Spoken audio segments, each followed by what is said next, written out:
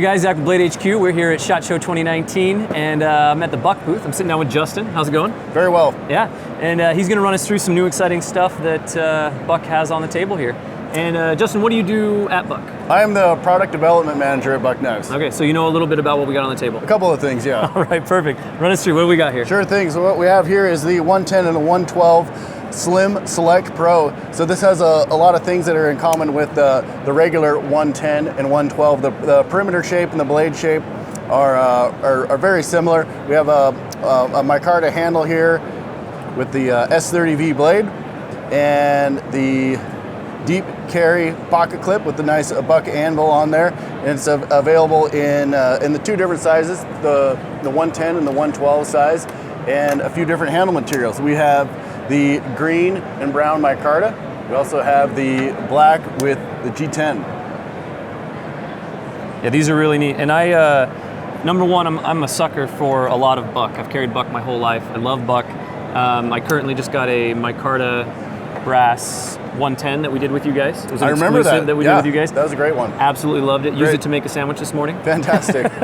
And so it's exciting to see these in micarta, and they're nice and light too. Is that the idea behind the micarta? Absolutely. Well, the regular 110, it's heavy, it's kind of thick, it comes in a sheath. It really belongs on the belt. But with these, we wanted to make them nice and slender, easy to carry, pocket friendly, and I think we've done that. The 110 was great. It still is great. It was great. I love the 110. But 2019, knives go in your pocket, right? They need a pocket clip. Yeah, the 110 is definitely not a very pocket-friendly knife. No, it's not. That's for sure. Yeah. And you mentioned that these also come in a more of a budget line as well, right? Yep, we have a lower cost version with injection molded nylon handle here.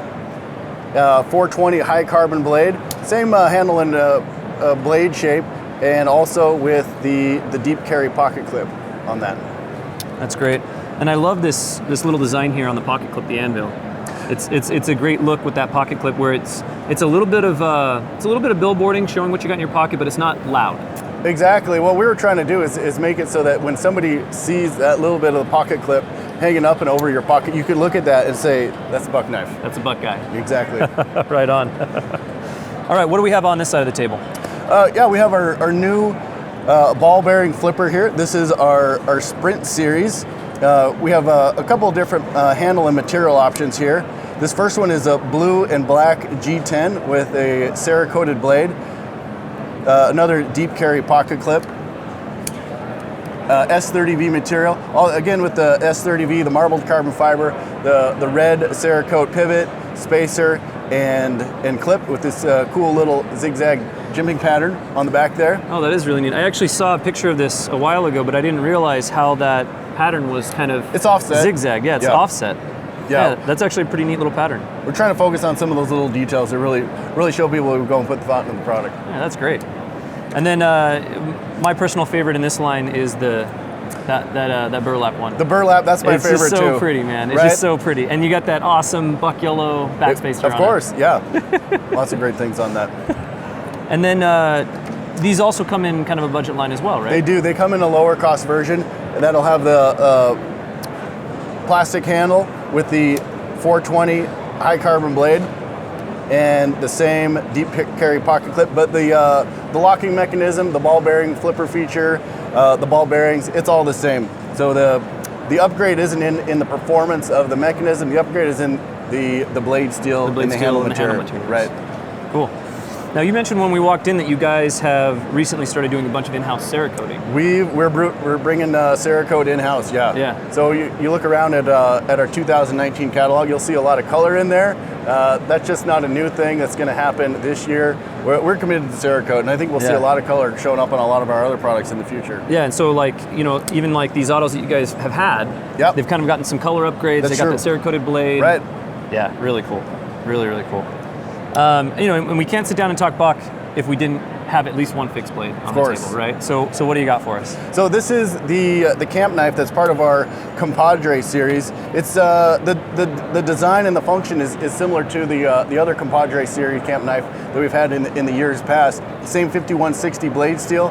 The other ones were red, powder coated. Now it has the gray Cerakote with the natural micarta handle material.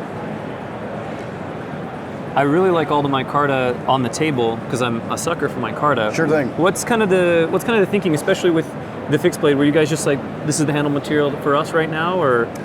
Well, micarta is a great material when it's new. It's also a great material when it's old because it does get a little bit of patina to it. It does. And it has a nice grip when it's dry. It also has a nice grip when it's wet. Yeah, that's something that's actually one of the reasons I really like micarta is when it gets wet, it expands and it becomes, you get a better purchase on the handle. Yeah, and the way that we go and cut it, we intentionally put the spacing of our cutters moving across there with a little bit of a gap. It might normally be seen as a bad process, but what it does is it really goes and reveals the textile texture hidden in there.